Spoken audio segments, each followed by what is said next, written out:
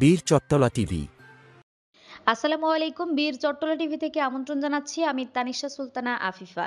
নারী নির্যাতন মামলায় কণ্ঠশিল্পী মাইনুল আহসান নোবেলকে গ্রেফতার করেছে ডেমরা থানা পুলিশ।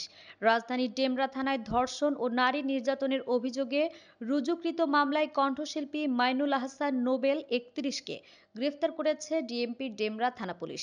মঙ্গলবার ২০শে মে ২০২৫ খ্রিস্টাব্দ রাত আনুমানিক ১টা ৫০ ঘটিকায় ডেমরা থানাধীন স্টাফ কোয়ার্টার এলাকা থেকে তাকে গ্রেফতার করা হয়।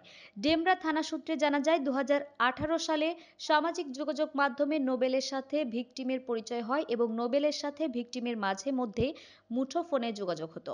গত ২০২৪ সালের ১২ নভেম্বর নোবেল ভুক্তভোগীর সাথে মুহাম্মদপুর গিয়ে দেখা করে এবং নোবেলের ডেমরার বাসার স্টুডিও দেখানোর উদ্দেশ্যে বাসায় নিয়ে এসে আরও ২ থেকে ৩ জন অজ্ঞাত সহযোগীর সহায়তায় নোবেলের বাসায় আটক রাখে। ঘটনার সময় নোবেল ভিকটিমের মোবাইল ভেঙে ফেলে, নেশাগ্রস্ত অবস্থায় মারধর করে ধর্ষণ করে ভিডিও ধারণপূর্বক ভিডিও সামাজিক যোগাযোগ মাধ্যমে ছড়িয়ে দেওয়ার হুমকি দিয়ে মে মাসের ১৯ তারিখ ২০২৫ পর্যন্ত ভুক্তভোগীকে নোবেলের বাসায় আটক রাখে।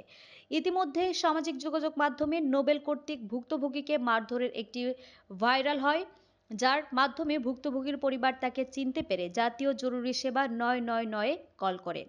৯৯৯ কলের সাপেক্ষে গতকাল ১৯ মে ২০২৫ রাত ৯টা ৩০ ঘটিকায় ডেমরা থানা পুলিশ ভিকটিমকে উদ্ধার করে। এ ঘটনায় ভিকটিমের অভিযোগের প্রেক্ষিতে ডেমরা থানায় একটি নারী নির্যাতন মামলা রুজু করা হয়। থানা সূত্র আরও জানায়, মামলাটি তদন্তকালে ঘটনাস্থলের সিসিটিভি ফুটেজ বিশ্লেষণ ও প্রযুক্তির সহায়তায় ঘটনার সাথে জড়িত কণ্ঠশিল্পী মাইনুল আহসান নোবেলকে গ্রেফতার করা হয়। গ্রেফতারকৃতকে বিজ্ঞ আদালতে প্রেরণ করা হয়েছে। আমাদের আরও আপডেট নিউজ পেতে চোখ রাখুন বীর চট্টলা টিভিতে। ফেসবুকে ফলো, ইউটিউবে সাবস্ক্রাইব করুন।